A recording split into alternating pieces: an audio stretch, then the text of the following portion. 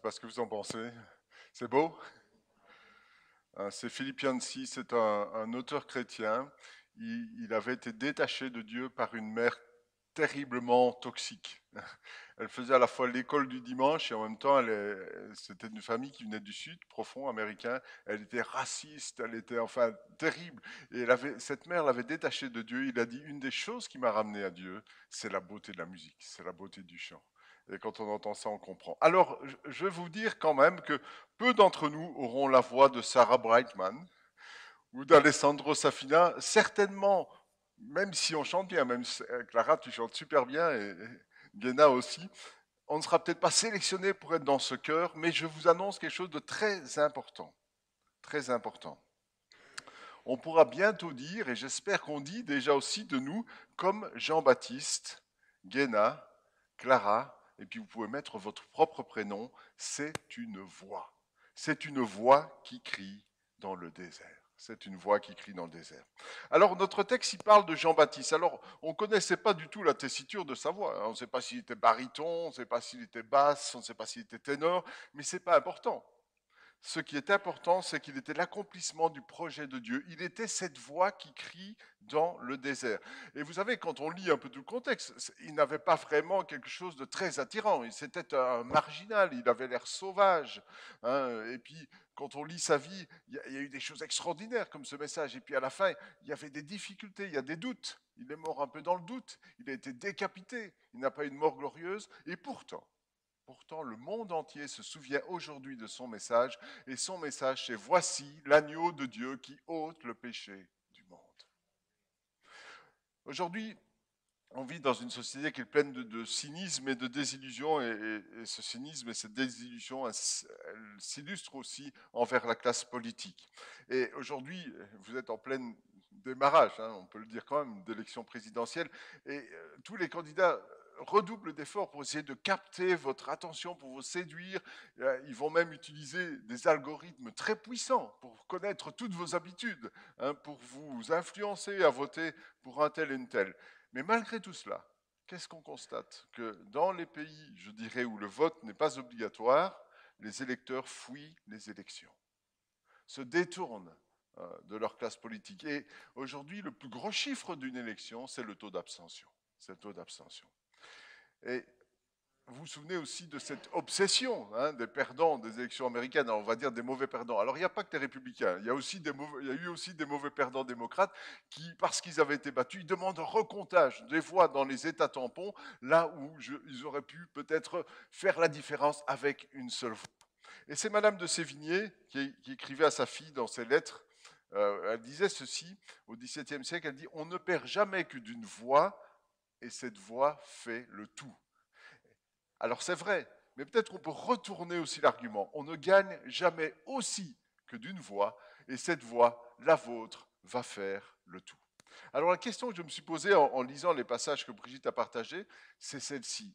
Est-ce que je suis une voix qui crie dans le désert? Est-ce que je veux être une voix qui crie dans le désert? Alors Jean-Baptiste, on revient un petit peu, parce que c'est important, qui était-il et qui n'était-il pas?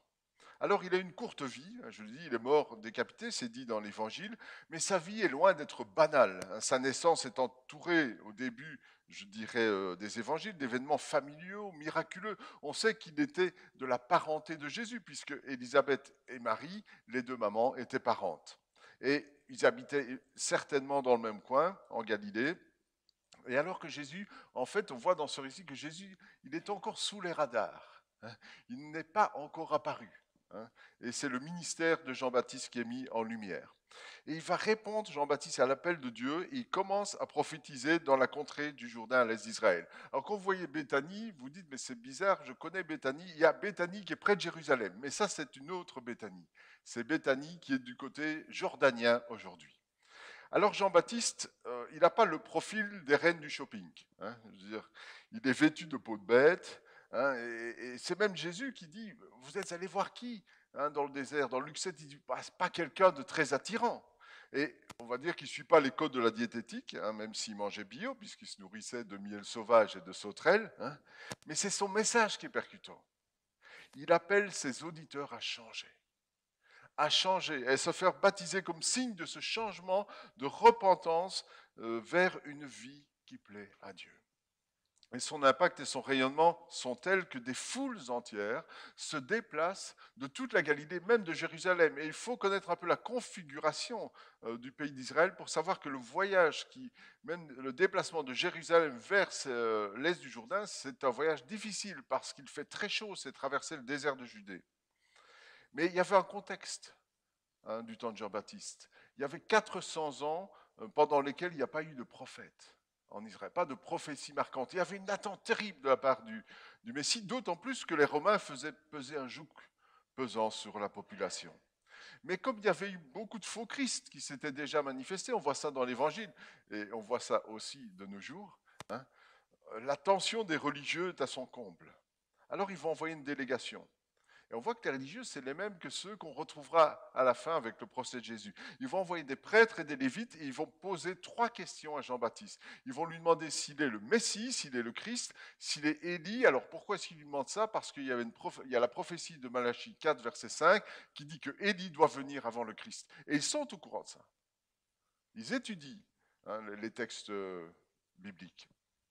Et puis, ils vont lui demander s'il est le prophète. Alors ça, c'est un peu plus énigmatique quand on lit ça. On dit, mais qu'est-ce que ça veut dire? Eh bien, ils connaissaient très bien leur Bible, ces prêtres et ces lévites. Ils savaient que Moïse, dans Deutéronome 18-15, avait prévenu le peuple d'Israël que Dieu allait leur susciter un prophète comme lui. Donc, ils savaient qu'il y avait aussi Élie et le prophète qui devaient venir. Il y avait un peu de confusion dans leur esprit. Et le texte nous dit que Jean-Baptiste va répondre avec vérité. Il ne va rien cacher. Et aux 3 questions, il dit non, non et non. Pas le Christ, pas Élie, pas le prophète. Alors les religieux, ils sont un peu énervés, ils disent, mais enfin, on n'est pas venu ici pour rien. On doit retourner avec une réponse. Et ils lui disent, que dis-tu de toi-même? Que dis-tu de toi-même? Et lui, il répond, Jean-Baptiste, je suis cette voix. Je suis cette voix dont parle le prophète Ésaïe, la voix de quelqu'un qui crie dans le désert, préparez le chemin pour le Seigneur. Et cette question-là, c'est la question que j'ai envie de me poser, c'est la question que j'ai envie de vous poser. Que dis-tu de toi-même? Que dis-tu de toi-même? Est-ce que je suis cette voix? Est-ce que je veux être cette voix qui crie dans le désert, préparez votre cœur, préparez votre vie pour accueillir le Seigneur Jésus? Et Jean-Baptiste, il a répondu non aux 3 premières questions et en même temps, il a évacué cette illusion que nous conservons parfois en nous et qui nous fait penser que nous sommes les sauveurs de notre prochain et de notre prochaine. Nous ne sommes pas le Christ. Et Jean-Baptiste le disait aussi, nous ne sommes pas le Christ. Nous n'avons pas le syndrome du sauveur. Alors, le syndrome du sauveur, c'est des psychologues californiennes qui ont mis ça en évidence. Le syndrome du sauveur, c'est quelqu'un qui va s'occuper des autres bien plus que de s'occuper de ses propres problèmes, pour pouvoir masquer en fait les problèmes qu'il a lui-même et pour rechercher à tout prix la reconnaissance. C'est par exemple en amour, c'est cette femme qui va s'entêter à guérir un homme de ses addictions et de son incapacité à s'engager, elle va dire moi je suis celle qui va le faire changer. En gros, c'est ça le syndrome du sauveur. Ça évoque parfois des choses. Hein. Ok, au bureau, c'est peut-être quelqu'un qui va se dire oh, mon collègue il est dépressif, il n'y arrive pas. Et au lieu de lui conseiller d'aller voir un bon praticien, un bon médecin qui va le remettre d'aplomb, il va faire le travail à sa place. Ouais, c'est ça le syndrome du sauveur. Alors, rien de tout cela chez Jean-Baptiste. Hein. Il n'y avait pas le syndrome du sauveur, il était tout à fait à sa place. Et c'est important qu'on sache que nous ne sommes pas comme Jean-Baptiste, le sauveur du monde. Mais, et je laisse 3 petits points en suspension, c'est difficile hein, dans un message de mettre 3 petits points en suspension, mais je le fais quand même. Nous ne sommes pas le sauveur du monde, mais lui, Jésus, il est. Nous ne sommes pas le sauveur du monde, mais nous connaissons celui qui est le sauveur du monde. Et nous pouvons préparer son chemin comme Jean-Baptiste. Même si on ne porte pas des vêtements en peau de bête, même si on ne joue pas sur l'originalité, même si on ne va pas manger des sauterelles sauvages, on est toujours appelé à être une voix dans le désert pour Jésus. Parce qu'autour de nous, il y a toujours des gens qui nous disent « Que dis-tu de toi-même » qui questionnent notre foi, qui challenge notre vie de chrétien. Alors on peut répondre, oh ben, moi je ne suis pas le Christ, même si tu trouves que je suis quelqu'un de bien, mais je vais t'emmener voir Jésus là où il est. Je vais t'amener à lui. Alors, Une voix qui crie dans le désert, on peut retourner, je dirais, la phrase, et d'abord parler de ce désert. Dans le désert, une voix qui crie. Alors, vous savez, ce n'est pas quelque chose qui est perceptible chez nous en Belgique, encore moins cette année, mais il paraît que petit à petit, nous allons vers un réchauffement climatique. Nous vivons quelque part progressivement dans un désert. Alors peut-être qu'un jour, les vins de Bordeaux, on peut rêver, vont devenir les vins de Bruxelles. Vous voyez, un peu comme ça. On fera un échange. On vous donnera nos bières et vous prendrez et on prendra votre vin. Vous voyez. Bon, on ne sait pas combien de temps ça va prendre, ce changement, mais c'est un changement qui est en route. Mais ce qui est clair, c'est qu'à la fois en Belgique, à la fois en France, nous vivons dans un désert. C'est un désert spirituel. Et souvent, le problème que nous avons, nous chrétiens, c'est que nous écartons, je dirais, cette pensée que nous sommes dans un désert. On l'écarte volontairement ou involontairement. Il y a 3 semaines, je crois, j'ai vu un reportage de Cash Investigation. Vous l'avez certainement vu, alors ça parlait des Pandora Papers.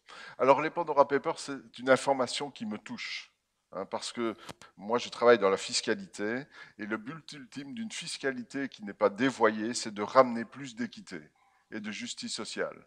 Le problème, c'est qu'on en est loin, avec par exemple les Pandora Papers qui font suite aux Panama Papers. On voit des très riches qui se soustraient à l'impôt de manière illicite. Alors dans ce reportage, on voit un ancien homme politique français qui est reconverti dans les affaires très lucratives et le plus souvent défiscalisées. Alors ce n'est pas de ces affaires dont je veux parler. Ce qui m'a frappé, c'est qu'on le suivait à Marrakech et l'équipe montrait qu'il s'était fait bâtir en dehors de la ville une propriété avec de très très hauts murs. Et cette propriété, à un moment donné, il y avait une vue certainement de drone, on voyait que c'était tout à fait magnifique propriété, piscine, espace vert, végétation luxuriante. Et ce qui était frappant, c'est au fur et à mesure que l'image s'élevait, on prenait de la distance, on se rendait compte qu'autour de la propriété magnifique, c'était le désert. C'était le désert. Et je me dis, mais cette propriété, elle tranche totalement avec le désert qui est tout autour d'elle et qui constitue tout son environnement, en fait. Tout est fait, et ces hauts murs étaient là pour ça, tout est fait pour qu'on ne se doute pas de la présence du désert. Et c'est parfois ce que nous vivons. On s'imagine protégé. On vit dans un univers confortable. On est anesthésié quelque part par le monde virtuel qui nous entoure, par les réseaux sociaux, par les séries. C'est Lance qui parlait de Netflix. Je dirais, alors je ne condamne pas ni la télévision, ni le cinéma, ni les séries. On a droit à sa détente. Mais c'est l'emprise que ça prend sur nous. Et on est tellement, je dirais, protégé par tous ces murs qu'on se bâtit aussi soi-même, qu'on n'a plus conscience qu'autour de nous, il y a un désert spirituel à perte de vue. Et vous savez, dans ce désert, il y a des vents qui soufflent. Il y a le vent de l'hédonisme. Alors l'hédonisme, c'est un mot compliqué qui veut dire simplement je veux mon propre bien-être, je veux profiter de la vie. Carpe diem. Un autre vent, c'est le vent du matérialisme. Vous savez, il y a James Bond qui est sorti là, et je pense à cet autre titre d'un autre James Bond qui était celui-ci. Le monde ne suffit pas. Le monde ne me suffit pas. Je veux toujours plus. Vous connaissez la devise des traders, Sky is the limit. Sky is the limit. Encore plus haut. Et puis il y a aussi un autre vent, un troisième vent, c'est le vent du syncrétisme. Alors c'est tous des mots compliqués, mais c'est des concepts simples.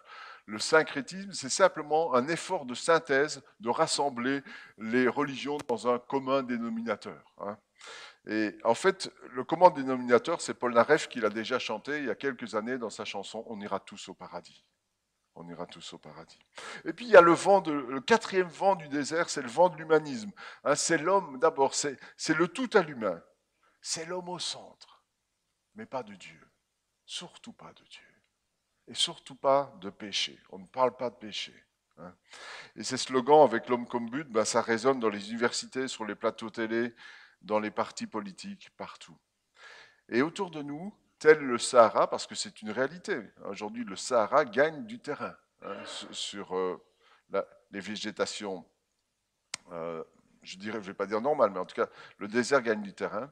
Eh bien, le désert spirituel, il progresse. Il va progresser, sauf si. Et Jean-Baptiste nous lance un défi, un vrai défi, celui de pleurer sur le désert de ce monde perdu. Celui de sortir de nos murs, celui de peut-être abattre nos murs. Vous savez, on a toujours le choix, soit on construit des murs qui vont nous protéger, soit on décide de construire l'église et on entre dans une terra incognita, une terre inconnue. Parce que c'est ça le désert, on prend des risques. Hein. On a ce choix. Et Jean-Baptiste, il nous lance ce défi. Pleure sur le désert personnel de ta vie, pleure sur le désert de ce monde perdu. Change les choses, change. Notre voix compte. C'est ça que dit aussi Jean-Baptiste. Notre voix compte. Il avait conscience, il dit, moi je suis la voix de quelqu'un qui crie dans le désert. Je suis celui-là. Et notre voix va compter d'autant plus qu'elle va s'exprimer au milieu du désert et apporter le plus beau des messages. Prends courage. Tu peux étancher ta soif. Tu peux changer. Tu peux être pardonné. Tu peux trouver la vie auprès de Jésus, l'agneau de Dieu. Alors dans le désert, votre voix, elle compte. Et la voix qui crie dans le désert, c'est d'abord aussi une voix de quelqu'un qui a pris peut-être le temps d'écouter Dieu. Et c'est Philippe qui disait ça dans son partage de ce matin, dans ce qu'il a dit dans sa prière. Mettons-nous, faisons silence devant Dieu. J'ai entendu ça, que tu as dit ça. Faisons silence devant Dieu. La voix de Dieu qui me parle. Pour pouvoir être une voix qui crie dans le désert, je dois d'abord entendre personnellement la voix de Dieu qui me parle. Parce que Dieu, je veux dire, bien sûr, on est pressé, on dit, Seigneur, ok, j'ai entendu, bon message, je vais y aller. Et Dieu dit, Jean-Baptiste, il a mis le temps à rester dans le désert avant que Dieu l'appelle, avant que Dieu l'envoie. Eh bien, c'est exactement la même chose. Dieu veut s'occuper du désert personnel de nos vies pour que, une fois que nous sommes délivrés de nous-mêmes, de nos égoïsmes, de nos murs, de notre moi, on puisse devenir les porte-voix de Dieu. Et c'est un missionnaire au XVIIIe siècle parmi les Amérindiens qui a dit ceci, ça s'appelait David Brainerd. Il a dit dans les silences au milieu de l'agitation de la vie, j'ai rendez-vous avec Dieu. De ces silences, je ressors l'esprit rafraîchi et avec un sentiment renouvelé de puissance. J'entends une voix dans les silences et je deviens de plus en plus conscient que c'est la voix de Dieu. On a besoin de laisser Dieu nous parler. On a besoin aussi de nous parler à nous-mêmes pour accueillir, pour renforcer cette conviction que Jésus est l'espoir de notre monde. Jésus est l'espoir de notre monde. Alors je discutais il y a quelques jours avec mon frère, qui est un évangéliste, et je dirais, on a vraiment cette passion d'annoncer l'évangile, et on se posait la question de savoir qu'est-ce qui fait un bon témoin, qu'est-ce qui fait un bon évangéliste. Est-ce que c'est la formation? On a répondu non, c'est important, mais ce n'est pas ça. Est-ce que c'est l'ancrage dans le temps présent, c'est-à-dire quelqu'un qui connaît le temps dans lequel nous sommes? Non. Est-ce que c'est la connaissance biblique? Non. Est-ce que c'est la force de conviction, c'est-à-dire l'art de la rhétorique, bien présenter les choses? Non. On est tombé d'accord sur la réponse suivante. Il y a un seul bon et grand critère pour faire un témoin et un évangéliste, c'est la passion pour Jésus. La passion pour Jésus. Même si vous n'avez pas tout le reste, mais que vous avez ça, vous avez ce qu'il faut.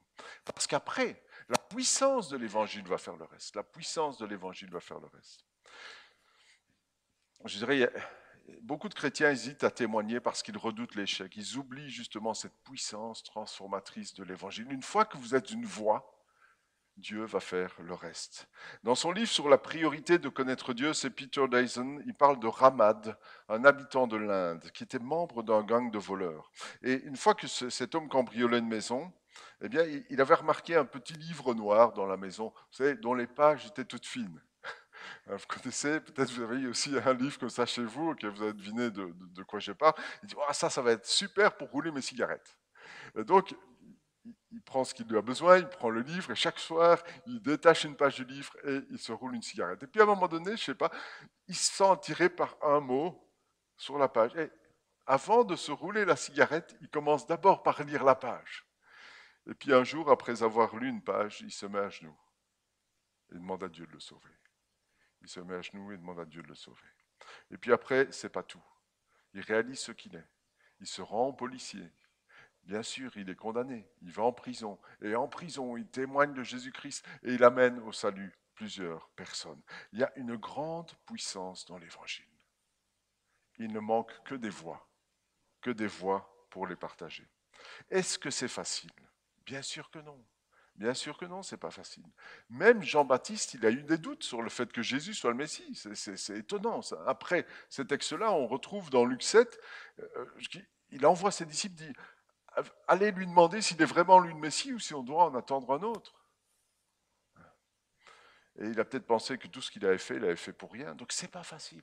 Il y a des moments, il y a des creux, des moments de doute. Mais Jésus a rassuré Jean-Baptiste lui-même. Et les doutes de Jean-Baptiste, bien sûr, ils sont les nôtres. Mais les convictions de Jean-Baptiste sont aussi les nôtres. Voici l'agneau de Dieu qui ôte le péché du monde. Alors, dernier point. Et je vous donne un petit mot de conclusion après. Dans le désert, votre voix compte. Dans le désert, votre voix crie. Le 5 octobre dernier, on revenait de Liège avec Brigitte, on avait été voir les parents et on roulait sous une pluie battante. C'est pas étonnant en Belgique, hein, mais bon. On n'aime pas trop rouler sur l'autoroute quand il pleut, mais bon, là il pleuvait, c'était encore gérable. Et puis, je ne sais pas si vous avez vu un jour ce phénomène, en tout cas vous l'avez rencontré, on s'est retrouvé face à un mur blanc qu'on a vu arriver à toute vitesse. C'est ce qu'on appelle un mur de pluie. Aux États-Unis, il y a ça souvent dans les grandes plaines, les pluies comme ça violentes. C'est un mur où vous ne voyez plus rien. Et donc vous êtes lancé, on est sur la bande du milieu, il y a un camion qui, vous l'avez vu, qui doublait derrière vous, vous êtes en train de doubler un camion, devant il y a quelqu'un sur le côté, il y a quelqu'un aussi qui vient, et vous entrez dans ce mur et vous ne savez pas ce qui va se passer. Et là, j'ai crié, j'ai dit, Seigneur, sauve-nous. Je ne suis pas paniqueur en voiture, mais là, il y avait de quoi. Et je me dis, parce que, comment est-ce que je vais régler ma vitesse si je ne diminue pas ma vitesse, peut-être je vais rentrer dans celui-là, et puis peut-être si je diminue trop, c'est l'autre qui va me percuter. Et ça a duré 30 secondes, je vous assure, c'était incroyable. Je dis là, on ne savait rien, totalement hors de contrôle. Et puis on est sorti de ce mur avec les mêmes distances qui nous séparaient toutes les voitures, comme si Dieu avait donné de la sagesse à tout le monde en même temps. Et là, voilà. Et quand on crie, bah, Dieu entend. Quand on crie, je dirais, Dieu se sert de notre voix. Alors, quel cri, hein, quel cri peut sortir de notre voix, de cette voix qui crie dans le désert? Il y a tellement de nuances vocales, on l'a dit en commençant. Et en même temps, je dirais, ça reflète la diversité, les sonorités différentes de notre témoignage à chacun. Nous sommes en contact avec des personnes que votre voisin, votre ami, là-bas sur la même rangée, que vous ne rencontrera jamais. La manière dont vous êtes, dont Dieu vous qualifie, je dirais, vous rend aussi différent dans votre témoignage. Ce qui est certain, en tout cas, pour tout le monde, et c'est pas moi qui l'ai dit, c'est Robert Leeton, c'est un prélat et érudit écossais du XVIIe siècle aussi, donc vous voyez, chaque fois je vais très loin. Et il a dit, une vie sainte, c'est une voix. Une vie sainte, c'est une voix. Elle parle quand la langue se tait, et soit un attrait constant, soit un reproche perpétuel.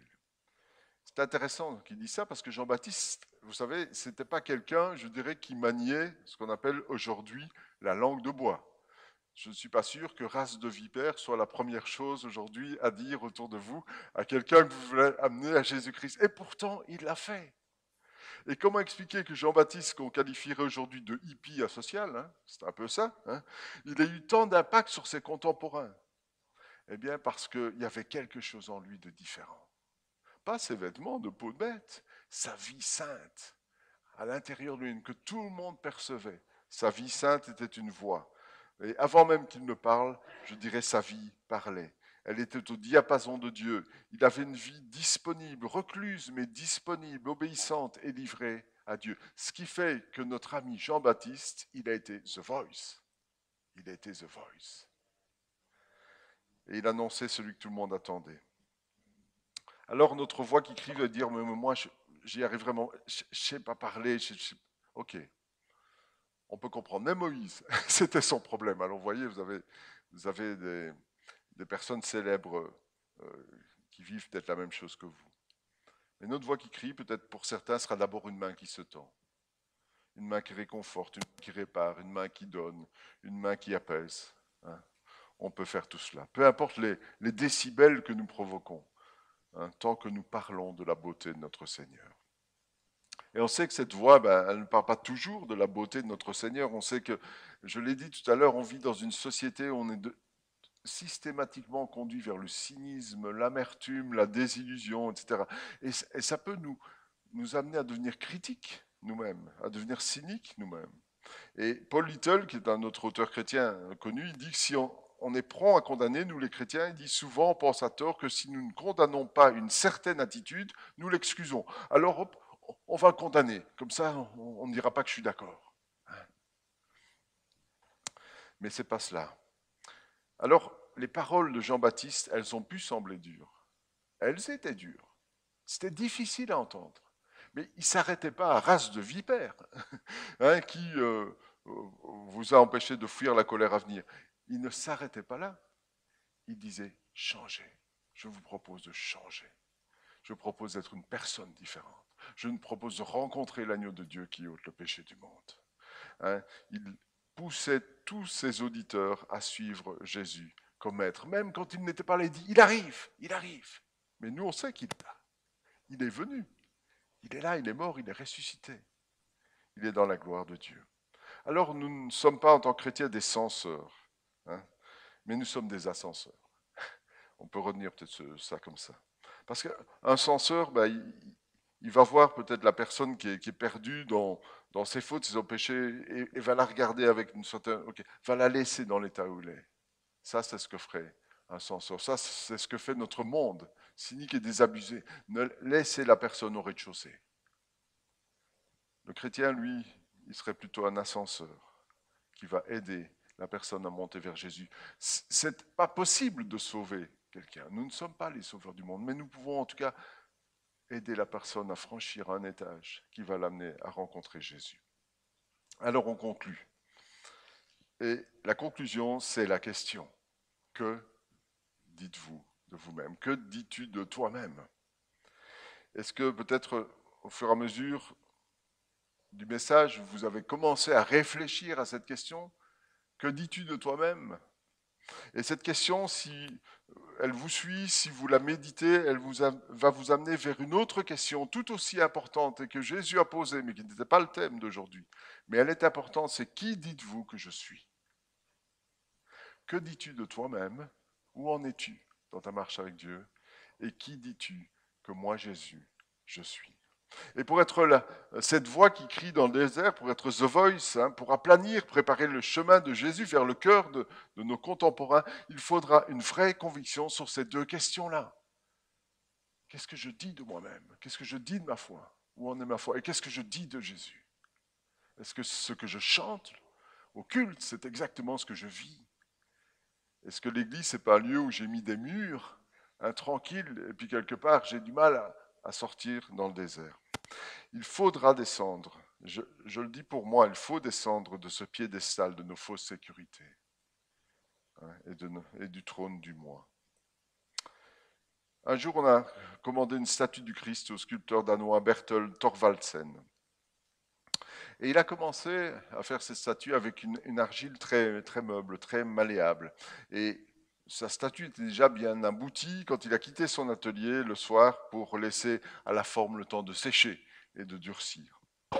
Et puis, ça se passe au Danemark. Vous savez, au Danemark, il y a des grands brouillards aussi qui sont là parfois. Et puis, il y a une brume épaisse qui est arrivée de la mer. Et l'humidité a altéré la statue qu'il avait faite. Et le lendemain, il vient dans son atelier, il voit que... il regarde la statue, il dit, c'est foutu. Le modèle est gâché. Les mains qui la veille étaient élevées pour bénir, elles se retrouvent comme ça, tendues en avant, de manière invitée.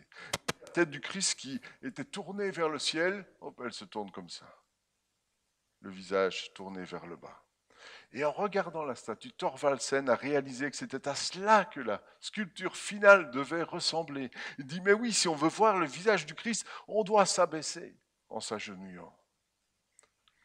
Et quand Jésus entre en scène dans nos vies et qu'on apprend précisément qu'il est l'agneau de Dieu, qui enlève le péché du monde, mais notre péché tout d'abord, il y a un changement radical qui s'opère dans nos vies.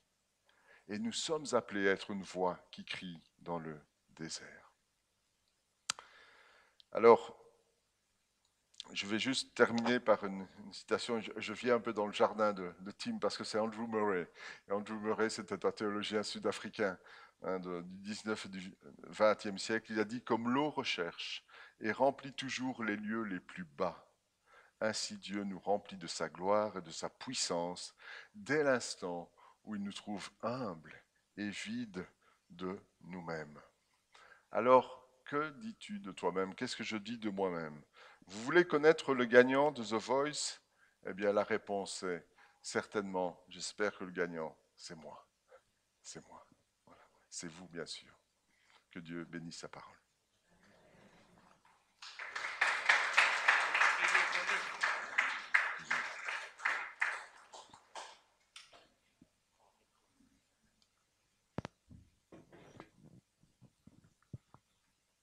Merci Yves de nous rappeler que l'Église a un ministère un peu comme Jean le Baptiste. Comme Jean le Baptiste préparait l'arrivée de Jésus, son premier arrivée, l'Église prépare le retour de Jésus. Et comme Jean le Baptiste, on est le voix dans ce monde pour parler de lui. Peut-être, est-ce qu'on peut se lever?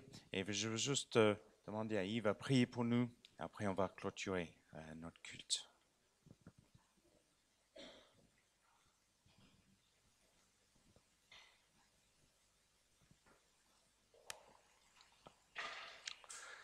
Seigneur, merci parce que quand nous étions perdus dans le désert de nos vies, tu nous as trouvés.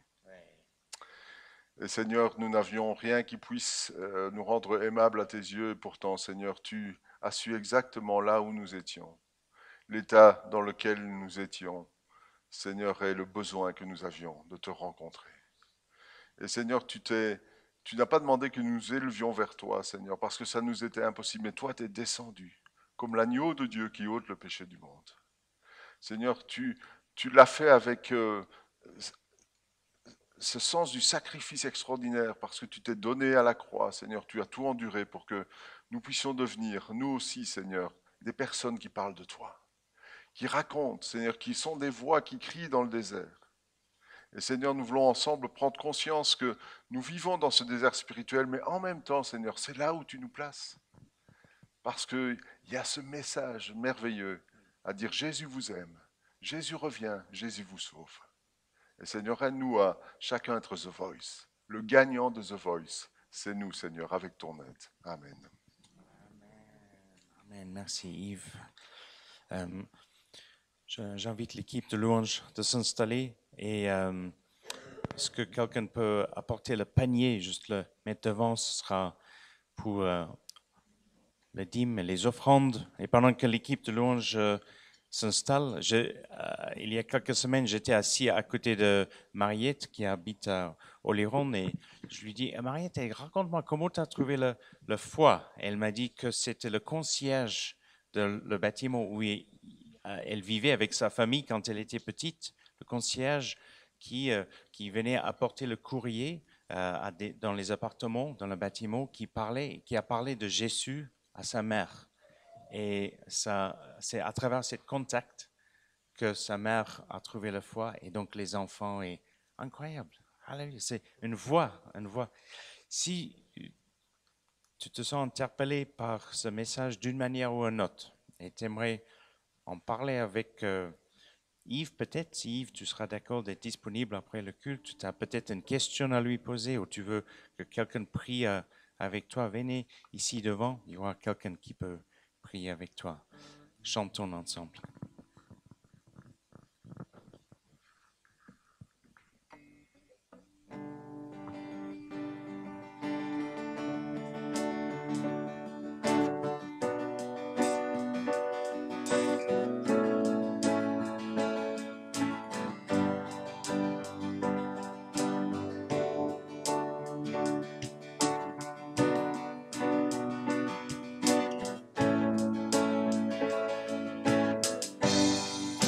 Sans besoin d'être aimé, d'un amour sans limite,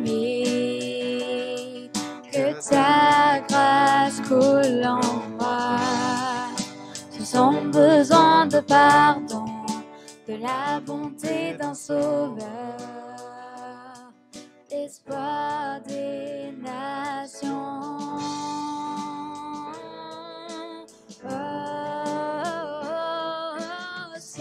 sauveur, il déplace les montagnes.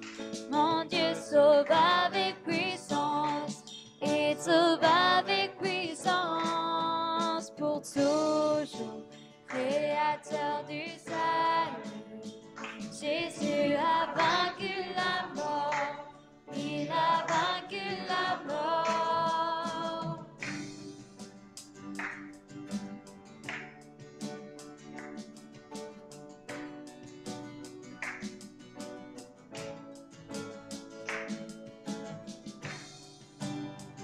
Moi tel que je suis, mes peurs et mes échecs, oh oui, viens remplir ma vie. Je donne ma vie pour te suivre dans tout ce que je crois, et je me soumets.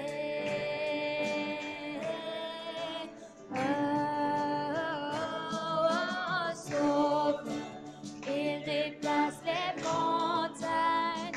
Mon Dieu sauve avec puissance. Il sauve avec puissance. Pour toujours, créateur du salut. Jésus a vaincu la mort. Il a vaincu la mort. Descendez pour que le monde voie. Nous chantons pour la gloire du roi ressuscité. Jésus resplendit pour que le monde voie. Nous chantons pour la gloire du roi ressuscité. Sauveur, Sauveur, il déplace les montagnes. Mon Dieu sauve avec puissance. Il sauve avec puissance pour toujours, créateur du salut. Jésus a vaincu la mort, il a vaincu la mort, il a vaincu la mort, il a vaincu la mort.